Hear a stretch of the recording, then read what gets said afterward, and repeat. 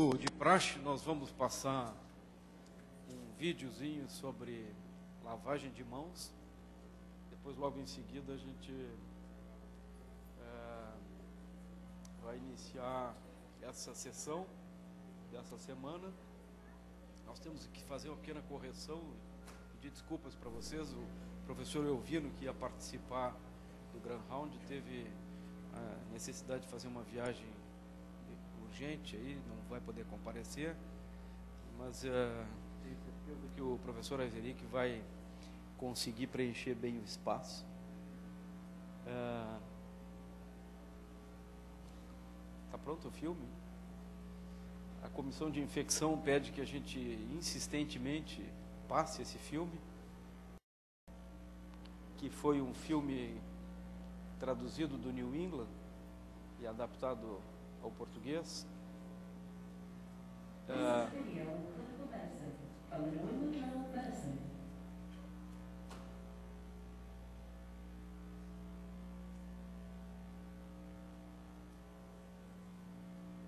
Infection associated with healthcare is the most common adverse event affecting hospitalized patients.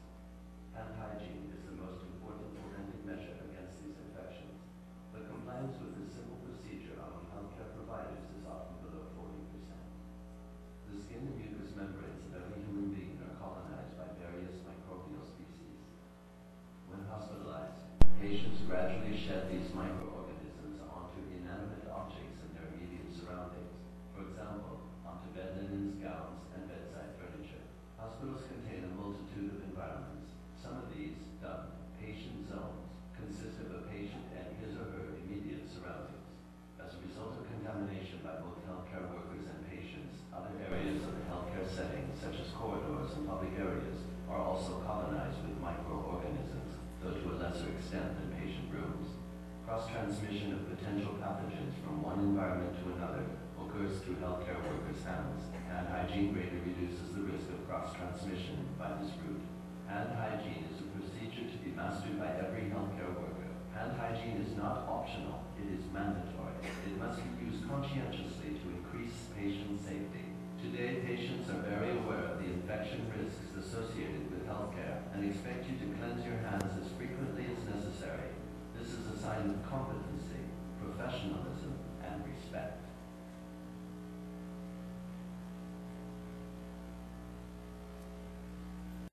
Ok.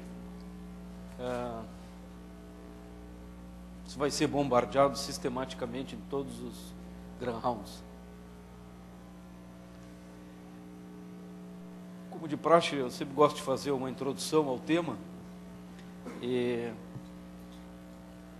eu trouxe essa gravura, que é de um pintor espanhol, Goya, do final do século XVIII, final do século XVIII, início do século XIX, que traduz, através dessa imagem, eu acho que ele é muito feliz quando expressa a aproximação da angústia da morte, que é um tema, o tema do nosso Grand Round de hoje. Passo o próximo. O nosso poeta Mário Quintana, ele tem essa frase que morrer, o que importa? Né? O diabo é deixar de viver. Mas eu acho que para nós importa essa questão, principalmente os aspectos médicos. E eu trouxe, no próximo slide, 3 perguntas que eu recolhi de alguns pacientes e que eu gostaria depois de passar para o professor Aizeric para ver se a gente pode até introduzir essa discussão no final. Tem o morrer. O morrer pode vir acompanhado de dores, humilhações, aparelhos e tubos enfiados no meu corpo. Isso é muito frequente dos pacientes, principalmente dos pacientes internados em UTI e dos familiares também. Um outro paciente mais otimista, dizem que os otimistas é um pessimista mal informado, né? A morte e a vida não são contrárias, elas são irmãs. Será? E o último, que talvez envolva um aspecto ético, o senhor não poderia aumentar a dose dos analgésicos para que meu pai não sofra? E o médico olhou com um olhar severo e disse: o senhor está sugerindo que eu pratique a eutanásia? Então, são os aspectos médicos, familiares e dos pacientes que eu acho que cabe esse Grand Round. E eu vou convidar o professor Azeri, que gentilmente cedeu o seu espaço na sua agenda para nos contemplar com esse tema. Professor Azeri.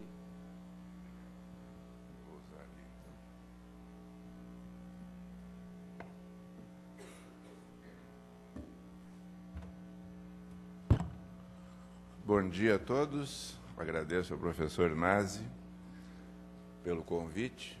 Para mim é um prazer estar aqui participando dessa discussão.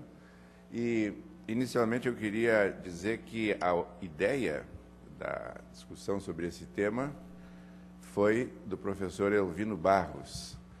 E essa ideia surgiu num encontro que nós tivemos apropriadamente no enterro. Nós nos encontramos, no determinado dia, no enterro de Cyrus Clear. E depois de comentar vários aspectos a respeito da sua lamentável e precoce morte, começamos a conversar sobre esse tema e a importância de discutir, e ele disse: por que a gente não organiza um grande round para discutir esse assunto? Eu sei que tu já escreveste sobre isso. De modo que começou aí a negociação, foi falado com o professor Nazi, e infelizmente ele teve uma situação imprevista e não pôde estar aqui conosco. Ele deixou alguns slides que eu compus com os outros que eu fiz. Então, a questão da morte, morrer, ela pode ser vista a partir de múltiplas perspectivas. Algumas delas estão mencionadas aqui, e já de saída, as 3 frases coletadas pelo professor Nazi situam praticamente os principais pontos ligados ao aspecto biológico, antropológico, religioso, artístico, ético, médico.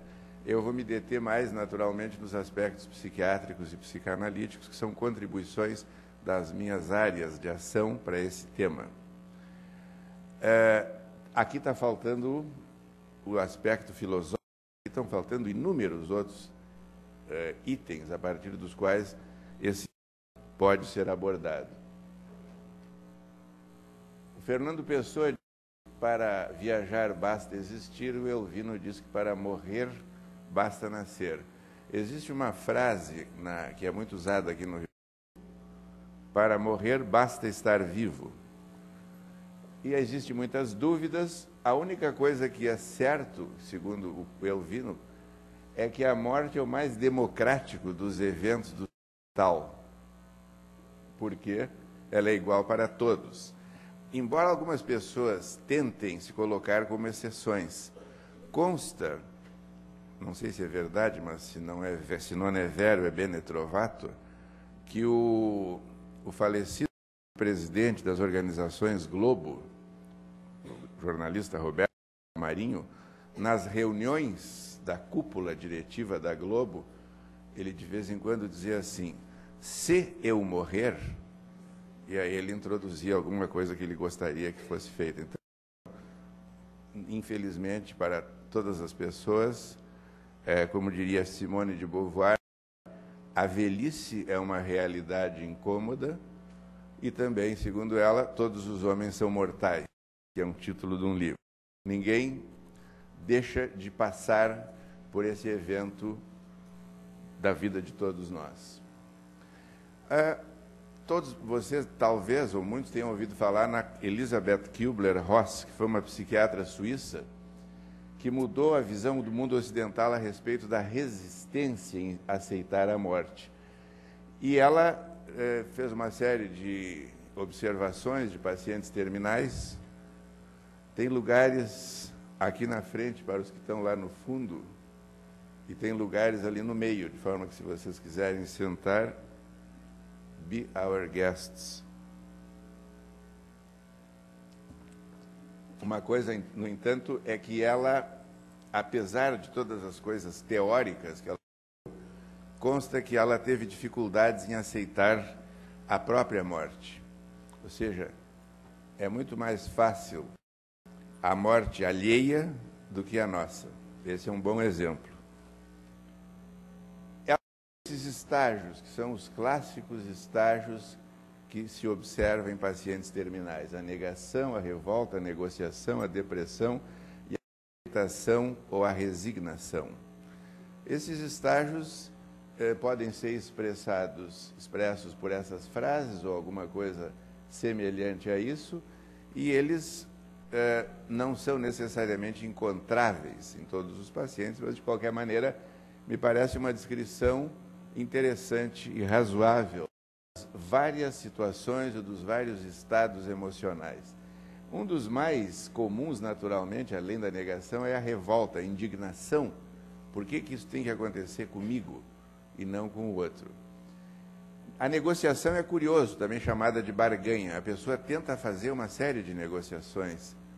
Consta que um paciente terminal com um CA de pulmão, depois de ter fumado durante 90 anos, disse para o seu pneumologista: vou parar de fumar. Too late. Não adiantava mais. Mas é uma negociação que a pessoa sempre tenta. A depressão é bem conhecida, a resignação ou aceitação. Ela tem muitas descrições possíveis, mas não sei se alguns de vocês leu um livro de Marguerite Yourcenar chamado Memórias de Adriano, que é a história da vida do grande imperador romano, e o último capítulo se chama Paciência, que é exatamente a descrição da resignação depois de uma vida cheia de guerras, problemas e conflitos. Doente, velho, ele está retirado numa vila e ele espera a morte, e ele compõe uma poesia que ficou assim como um símbolo: pequena alma minha que me acompanhou no meu corpo, aonde irás depois que tudo isso terminar? É uma descrição que me parece muito interessante desse estado de aceitação ou resignação. O que aconteceu com essa autora é que ela ficou com muito ódio de Deus, que, segundo ela, era um tirano maldito. Então, as questões que o Elvino coloca, antes disso, ela usou isso para várias formas de perda pessoal catastrófica, separações. E uma coisa importante é que essas coisas nem sempre ocorrem nessa ordem, nem são todos experimentados por todos os pacientes. Mas, segundo ela, pelo menos 2 a pessoa vai apresentar. O que não quer dizer que a pessoa que está morrendo seja obrigada a apresentar esses 5 e que nós tenhamos que ter protocolos e preencher obsessivamente para ver que itens a pessoa... É apenas uma tentativa de descrição desse momento do ciclo vital. Uma questão interessante que ele deixou é por que não se pensa durante a infância e a adolescência na morte? Aparentemente, a questão do tempo é relacionada com isso. Então, a visão de mundo de uma criança, de um adolescente ou de um adulto jovem é uma visão carregada de imortalidade. Não há uma noção clara da passagem do tempo, e o tempo, de fato, pela frente de uma pessoa de 2, 5, 10, 15, 20, 30 anos, é quase infinito, porque é enorme. Há um momento do ciclo vital, que é a metade da vida, em que se observa a chamada crise da metade da vida, que é quando, segundo um psicanalista inglês, o Elliot Jacques, existe pela primeira vez a clara consciência da morte pessoal. No momento em que os pais e pessoas mais velhas conhecidas começam a morrer, a pessoa se dá conta que um dia ela também chegará nesse estágio e ela começa a fazer uma avaliação da sua vida. E ele estudou as contribuições de vários artistas criativos e demonstrou que há, no meio da vida, uma mudança na criatividade. Ou a pessoa para, ou a pessoa começa, ou ela muda a sua forma de expressão. E isso ele estudou pintores, escritores, compositores, e é fantástico como se pode ter uma linha em que, quando há a consciência da morte pessoal, a pessoa decide, ou pelo menos inconscientemente, se coloca numa situação tal que algo ela tem que fazer esta coisa única que é a sua vida. De modo que, à medida que a pessoa avança no ciclo vital, vocês vão observar, por exemplo, que uma das coisas um dos esportes favoritos das pessoas mais velhas é o quê ao abrir o jornal?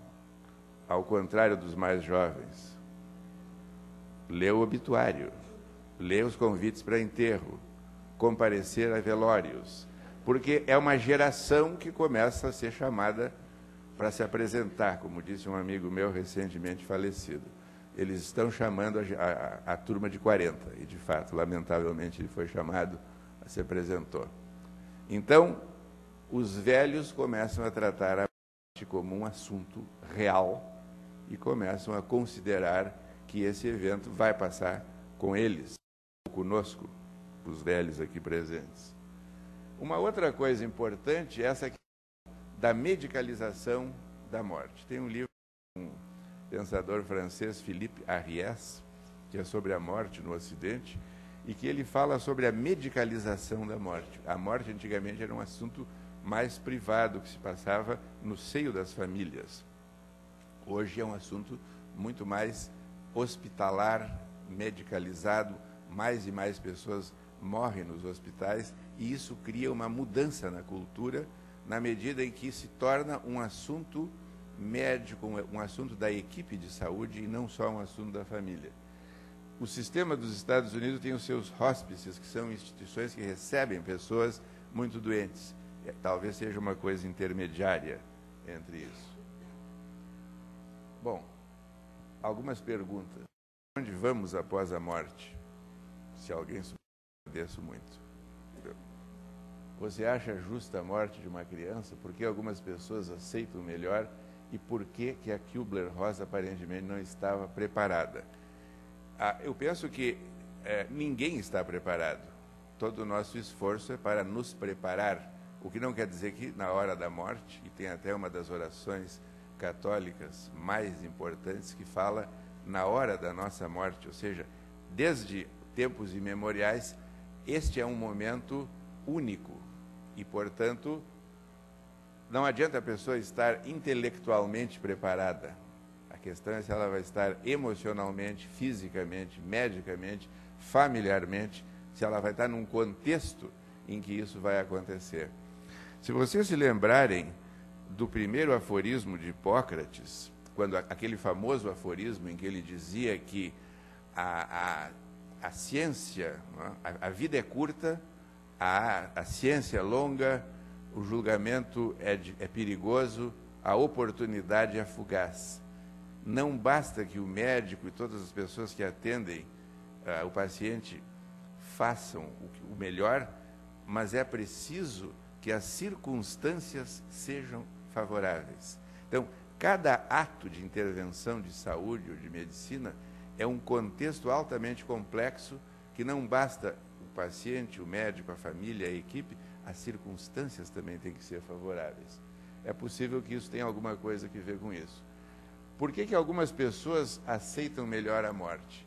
É possível que, se a pessoa teve uma vida relativamente longa, ela vai ter uma tendência a aceitar um pouco melhor a morte, porque ela vai se dar conta que o ciclo vital é assim. É como disse aquele paciente, a morte não é inimiga da vida, são duas faces da mesma moeda. E nós temos um nascimento, uma vida e uma morte, inevitavelmente. Quanto mais a gente puder entender e aceitar que é parte da natureza e que é parte de um sistema global, talvez maior seja a paciência, como do Adriano, ou a resignação. E é sempre terrível a morte de uma criança, e das piores experiências possíveis é a morte de um filho ou de uma filha, porque a ordem natural das coisas é que os filhos enterrem os pais. Então, a dor provocada pela perda de uma criança, essas mortes precoces dos jovens, assim por diante, são sempre problemas de difícil elaboração. Uma outra coisa importante é o luto. O luto é o sentimento que todos nós temos ao perder um ente querido. Ele não é só uma questão ligada à morte, ele pode se referir a qualquer perda, né? Como essa. O Bowlby se referiu, por exemplo, ao apego. Quanto maior for o apego, mais difícil vai ser o luto. Quanto maior for a ambivalência, pior vai ser o luto. O Freud estudou muito o luto num dos trabalhos mais chamado Luto e Melancolia, e quando a relação é predominantemente amorosa, a perda de uma pessoa é mais aceitável. Quando a relação é predominantemente agressiva, ambivalente, cheia de ódios, cheia de queixas e tal, maior vai ser a dificuldade de aceitar o luto. E tem também uma coisa muito importante, que é a divisão entre luto normal e luto patológico. O luto normal é aquele que dura um período, que pode levar até um ano, em termos do trabalho mental, de ir se acostumando com um mundo sem aquela pessoa que foi tão amada e que pode ter sido morta, perdida, pode ter sido uma ilusão, pode ter sido uma causa, pode ter sido uma ideologia. Vocês devem se lembrar que alguns anos atrás caiu o Muro de Berlim. Alguns se lembram e outros leram sobre esse assunto. O sistema comunista, que foi a grande paixão de milhões de pessoas, ruiu. E uma das pessoas que eu conheci tinha passado toda a sua vida devotadamente dedicada a esse sistema. Tinha sido presa, tinha sido torturada, tinha perdido empregos, mas foi uma fiel seguidora dessa ideologia. Eu diria quase uma religiosa, embora ateia, seguidora dessa ideologia. A queda, a perda dessa tremenda ilusão provocou nessa pessoa não apenas um luto, mas uma profunda depressão, um quadro depressivo. O luto se transformou numa depressão clínica, que precisou ser hospitalizado, medicado, etc. e tal. Quer dizer, é uma perda arrasadora. Então, todas essas coisas são ligadas ao luto. Existem duas formas de luto, que são bem descritas: o luto normal e o luto patológico. O luto patológico é o que leva à depressão, ou também fica enquistado, escondido, influenciando emocionalmente a pessoa. Finalmente, essas perguntas sobre a alma, que eu vou deixar para o debate, e vamos ver se surge. O Elvino deixa essas questões. A alma, ela existe? A morte é também a morte da alma? Não precisamos responder, são perguntas para serem discutidas. Bom, conforme o quadro do Goya, que é impressionante que nós não falamos nada, mas os temas... O nosso grande problema é o medo de morrer. Esse é O medo de morrer está presente em quantos por cento das pessoas? 100%. Quer nós tenhamos consciência dele, quer nós simplesmente utilizemos vários mecanismos de defesa contra ele. Então, nós usamos uma quantidade de defesas, por exemplo, a negação.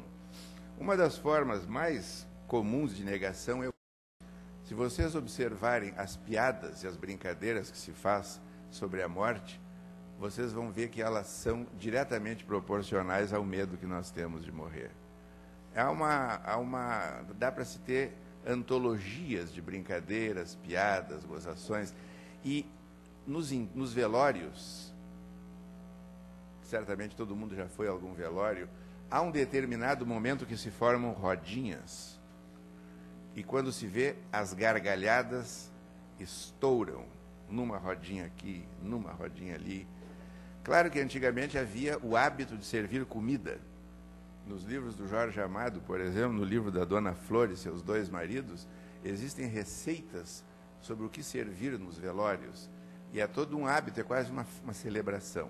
Mas, na verdade, é uma maneira de fazer de conta que nós não temos nada a ver com isso. Porque o outro é que morreu e, graças a Deus, nós estamos vivos. Então, a negação é uma coisa absolutamente pervasiva.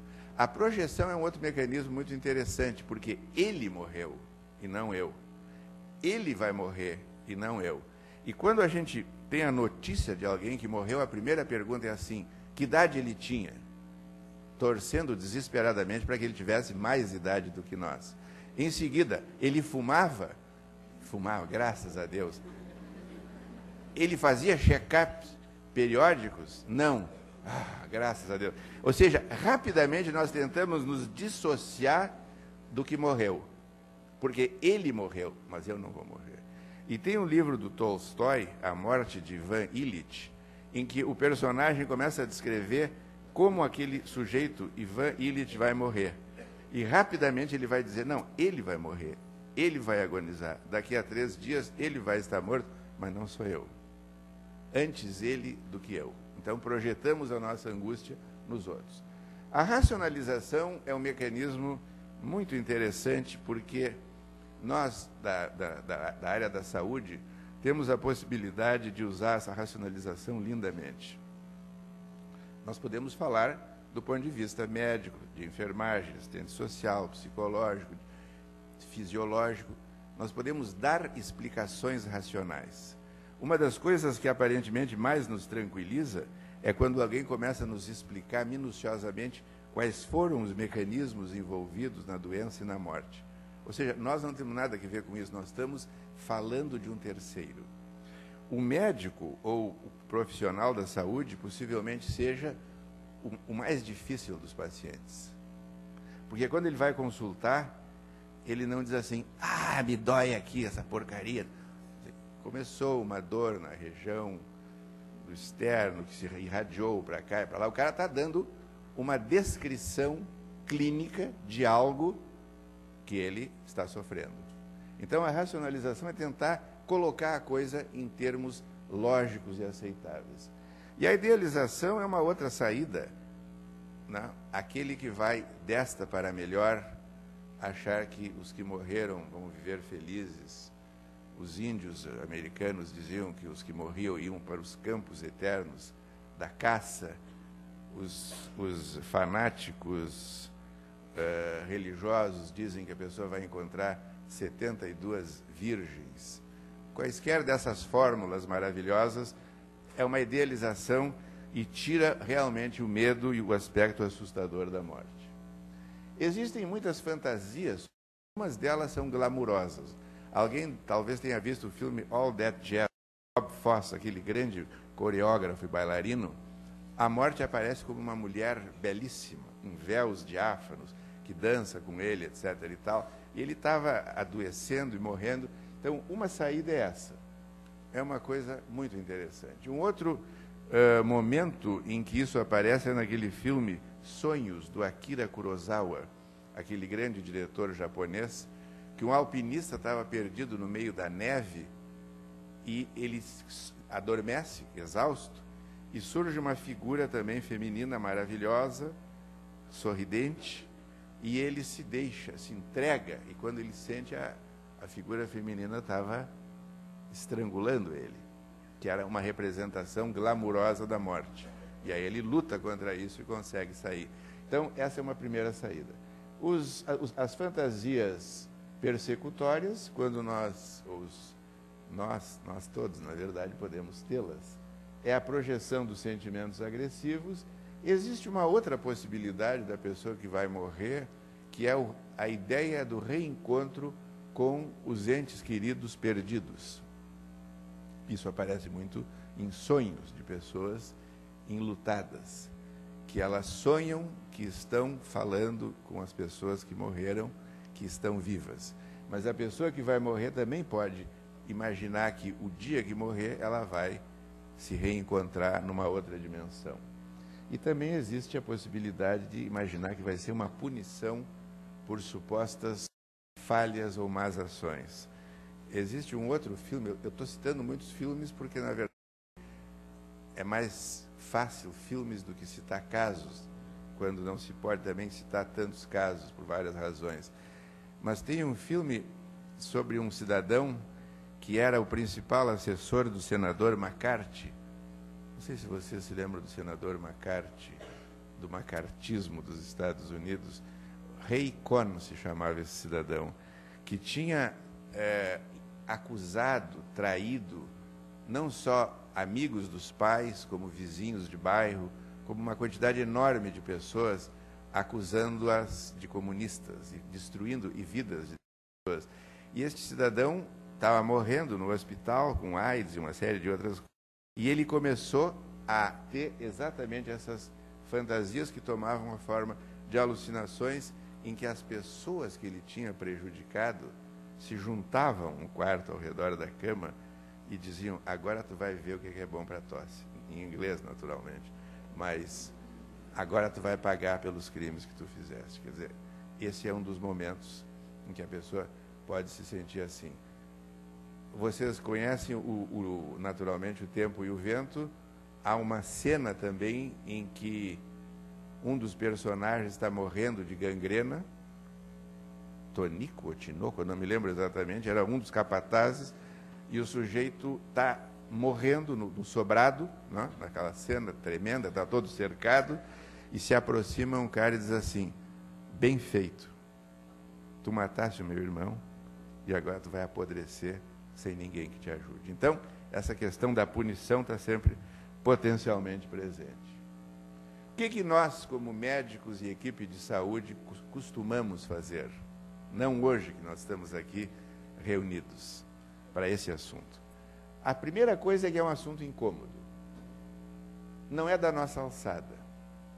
O que interessa é a vida. E nós podemos burocratizar a morte através de rotinas, estatísticas e uma série de procedimentos, pesquisas, etc. e tal. Então, é uma realidade incômoda, não é popular. Eu não imaginava que houvesse tanta gente aqui, estou surpreso. Aparentemente é um assunto que tinha a todos, não é só a mim, a todos nós que estamos aqui e a todos que não estão aqui. Realmente nós tentamos não entrar muito em contato com ele. E finalmente nós temos a possibilidade de nos identificar com o paciente, tentar sentir o que ele está sentindo e, a partir dessa identificação, estabelecer modos de intervenção que sejam mais humanos e úteis. A família, o que faz em relação à morte? Essas possíveis reações. Ambivalência. Ela oscila entre sentimentos.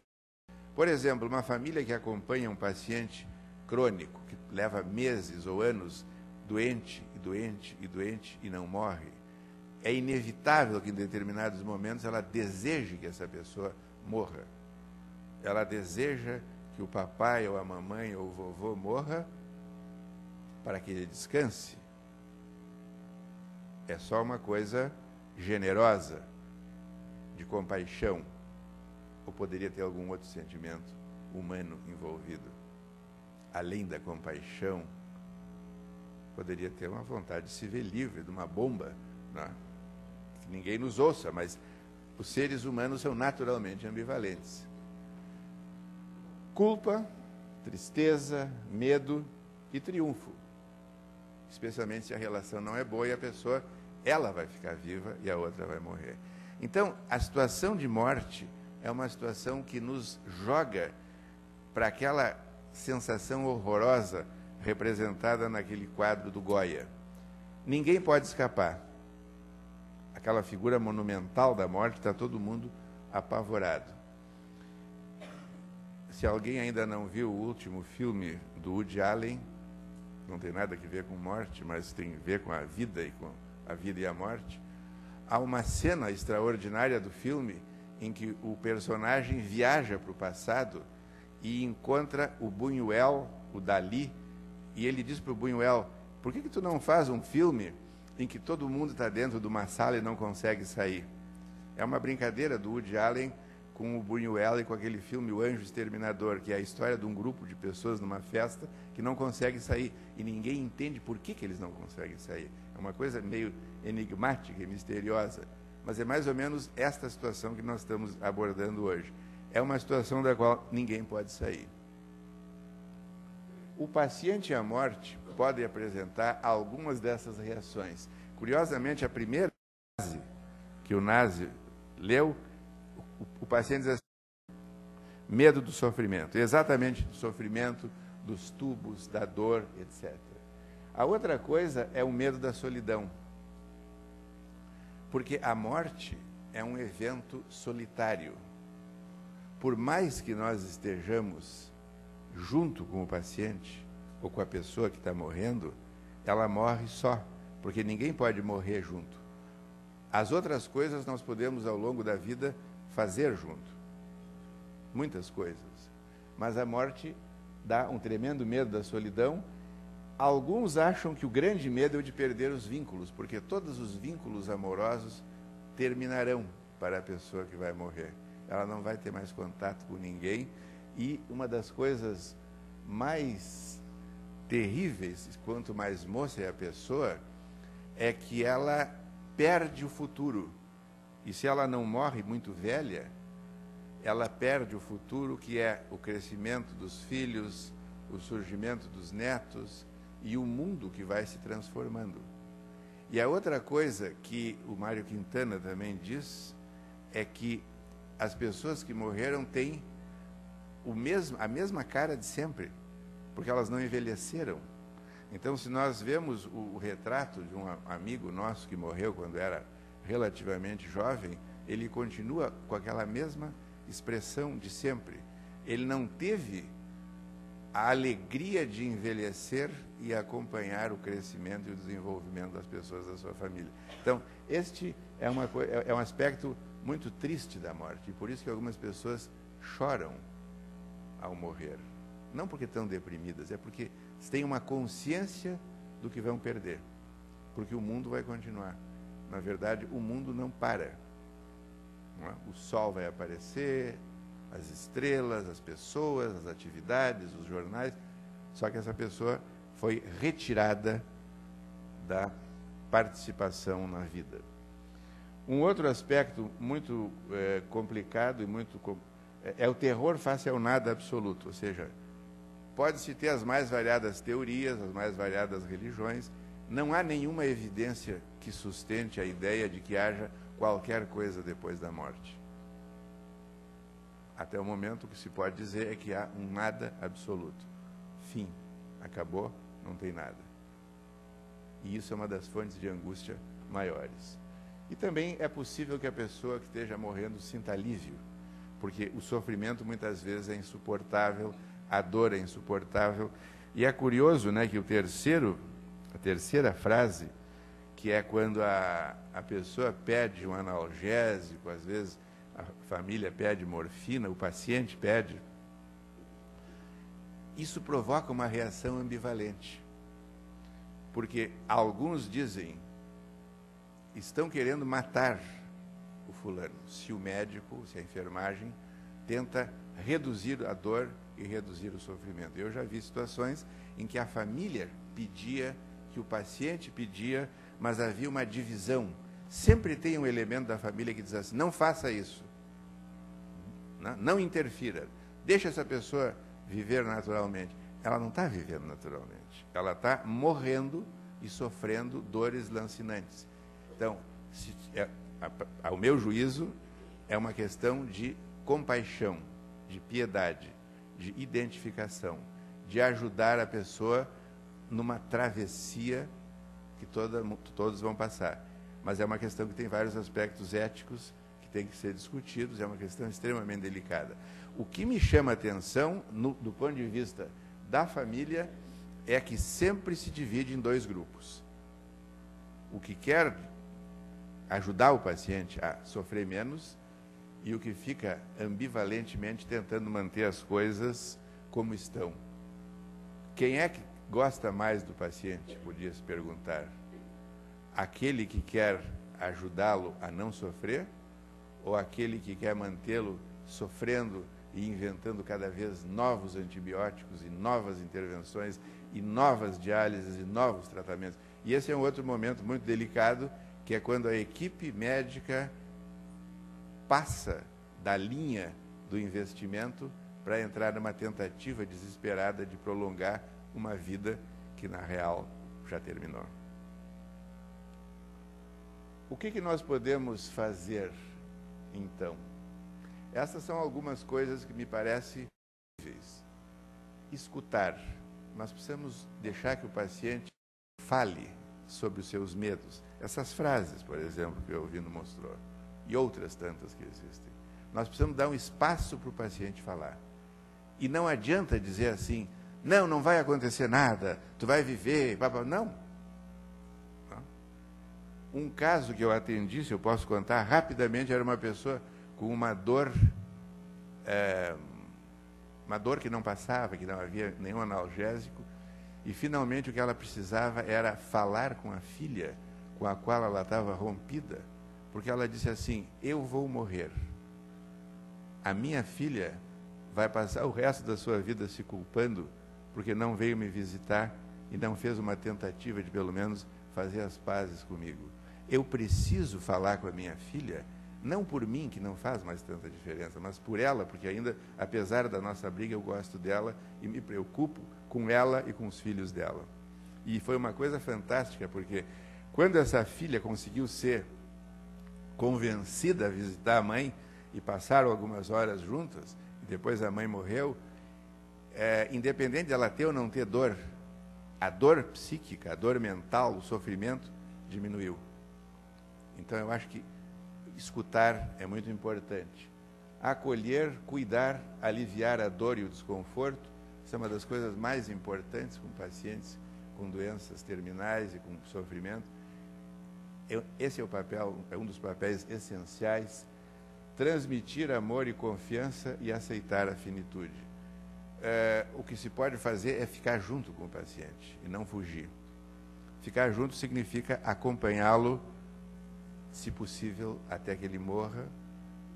E tem situações em que a pessoa fica sendo rodeada pela família, acariciada, as pessoas dão as mãos, os religiosos rezam. Quaisquer dessas coisas podem ser úteis, tanto quanto os rituais religiosos são extremamente importantes. Todo ritual tem uma função cultural, social, de alívio e de fazer com que a pessoa participe, de alguma maneira, desse momento de despedida. Então, eu penso que essas são algumas, entre outras coisas.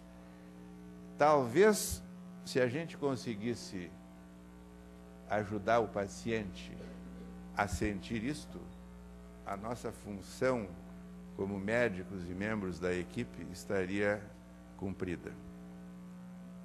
O Manuel Bandeira passou a vida inteira com tuberculose, numa época em que não havia tratamento. E ele estava sempre esperando morrer. Então ele era que ele se chamava um tísico profissional. E surpreendentemente para todos ele sobreviveu muitos anos, mas ele tem essa poesia em que eu acho que sintetiza o que seria ideal de obter. Quando a indesejada das gentes chegar, talvez eu tenha medo. Talvez sorria ou diga, iniludível: meu dia foi bom, pode a noite descer, a noite com seus sortilégios, enquanto limpa a mesa posta com cada coisa em seu lugar. É isso aí.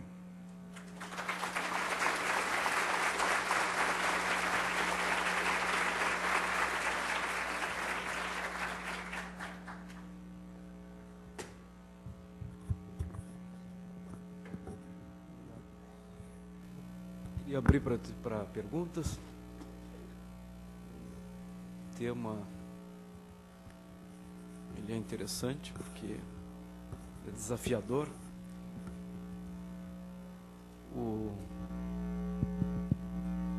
Alguém tem alguma pergunta? Jair.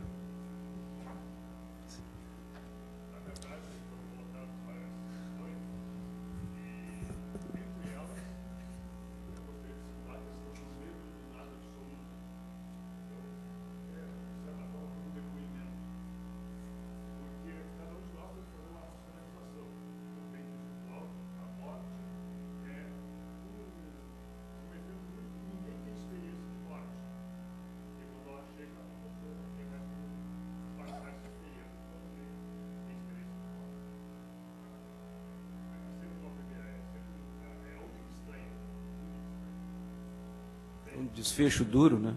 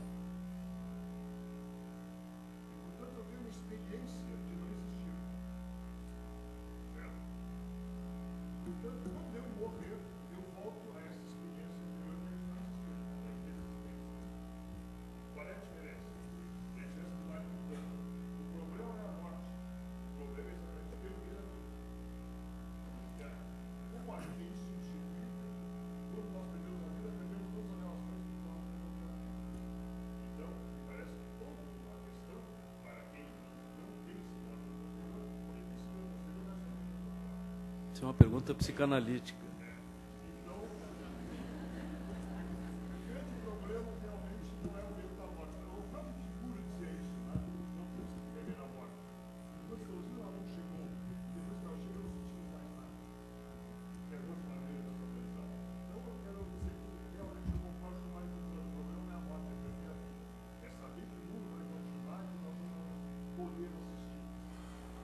Essa é uma questão psicanalítica e filosófica também, porque ela é muito bem colocada. Só que entre esses dois eventos, tentando racionalizar um pouco mais, surgiu uma coisa que ainda não havia, que é os filhos, que é a família, que é as relações que a pessoa estabeleceu. Então, havia os pais, mas não havia a descendência. É possível que uma das maneiras de aceitar a morte e a perda da vida seja, e aí não é uma racionalização, geneticamente isso está comprovado, o DNA se mantém através das gerações. De alguma maneira, nós continuamos vivendo através dos filhos e das coisas que nós fizemos. E os gregos, por exemplo, consideravam, eles não tinham nenhum problema com a morte. O que importava era a morte heróica, ou a morte por uma causa, e o nome que a pessoa deixou depois de morrer. Então, os gregos tinham uma atitude estoica, e é muito interessante, porque cada cultura vai desenvolver o seu tipo de ideologia ou de racionalização.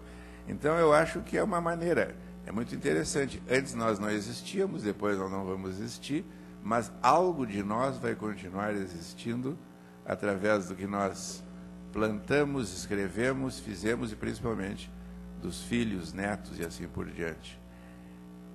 Esses dias eu estava atendendo uma pessoa, um rapaz que contou uma situação tal que ele tinha vivido e que ele diz assim: isto me lembra o meu avô. E nesse momento caiu uma lágrima. E eu pensei, é como se esse avô, de alguma maneira, ainda estivesse vivo na mente desse rapaz, porque ele está fazendo uma conquista na vida dele e ele está, de alguma forma, compartilhando isso com coisas que ele aprendeu, não dos pais, mas dos avós. E é muito interessante. Por isso que é muito interessante também quando a gente atende pacientes velhos, porque eles nos colocam em contato com gerações anteriores. São algumas ideias. Alguma pergunta?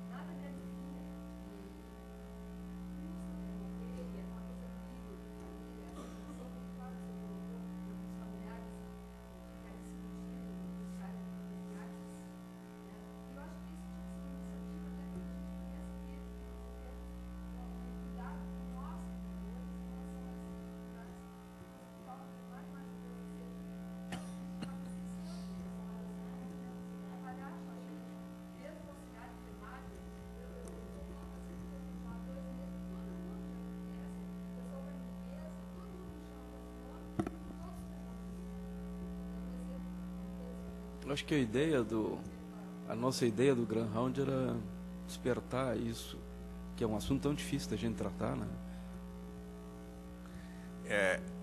Não há nenhuma morte fácil, todas são horríveis. A pessoa pode ter 100 anos, 92 anos, 95 anos.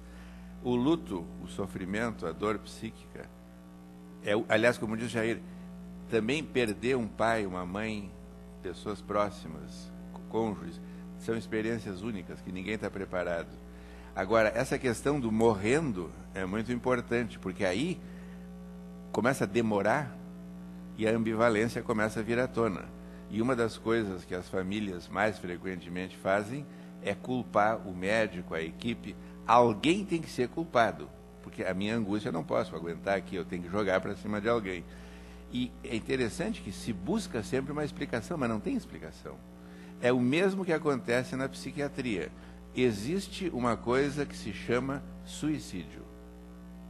O suicídio ocorre na evolução natural de certas doenças mentais. Não adianta, por mais que se atenda, por mais que se medique, por mais que se faça CCT, alguns pacientes vão se matar.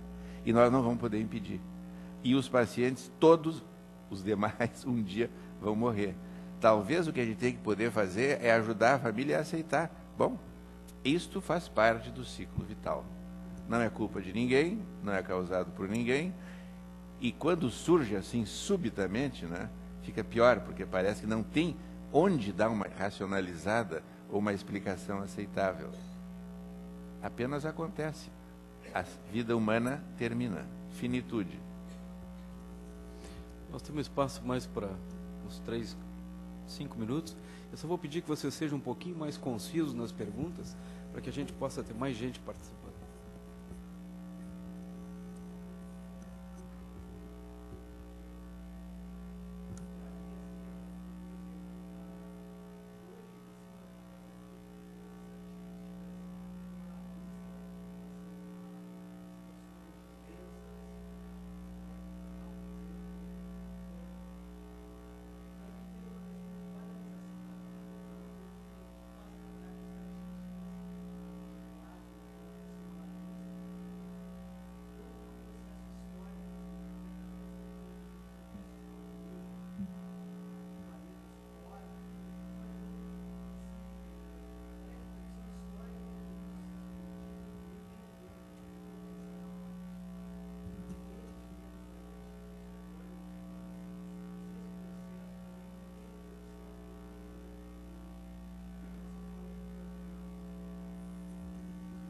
É muito amplo, mas eu diria o seguinte, que as noções de família, de sujeito, de casal, são relativamente recentes na história da humanidade.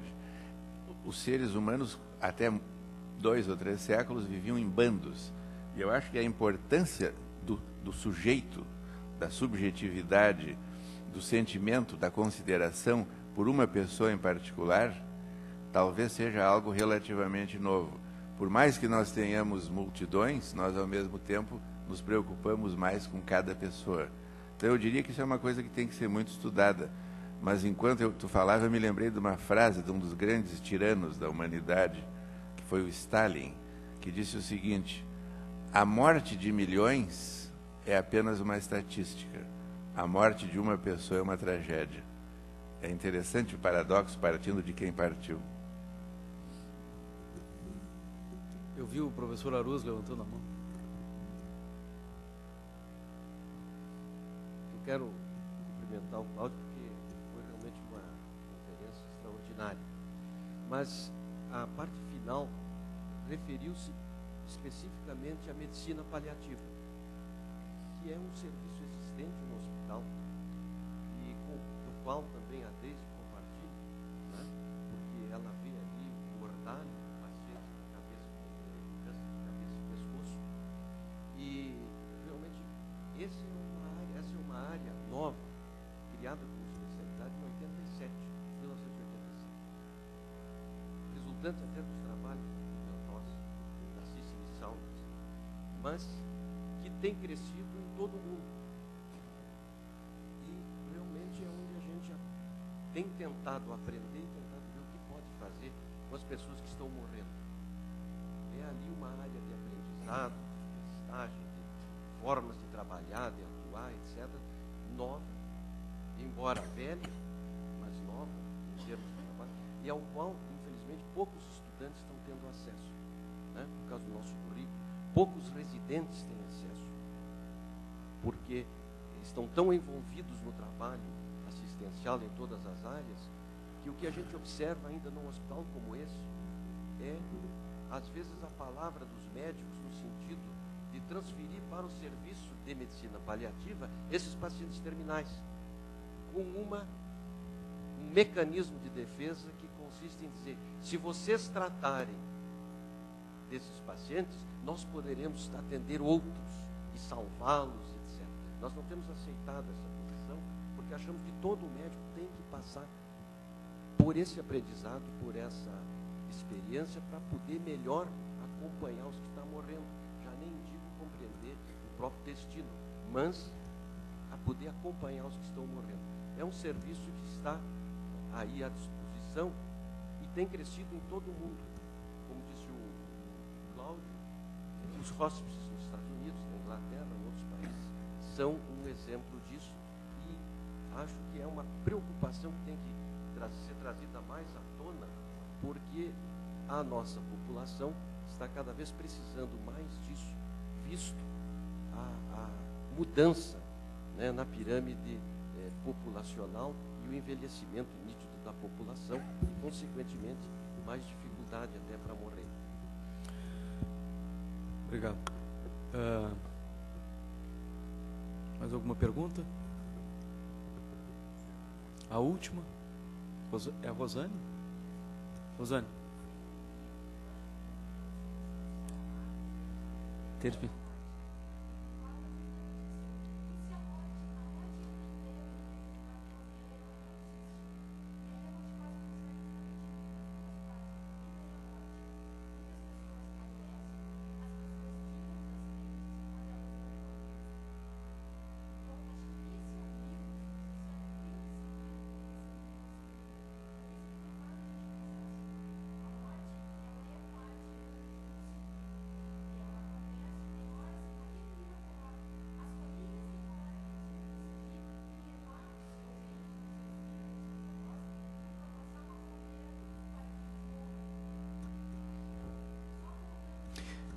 Eu li esse livro também, eu achei muito interessante, mas os primeiros a se revoltarem, né, foram os coveiros, né, e depois foi o clero.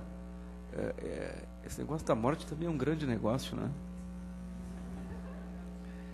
Tem um filme chamado The Highlander, O Guerreiro Imortal. Vocês devem, o primeiro desses filmes, que era a história de um sujeito que não morria nunca, vivia na Escócia e viveu 800 anos. Lá pelas tantas ele estava desesperado porque ele queria morrer, porque todas as pessoas com quem ele convivia iam morrendo e ele ficava exatamente o mesmo.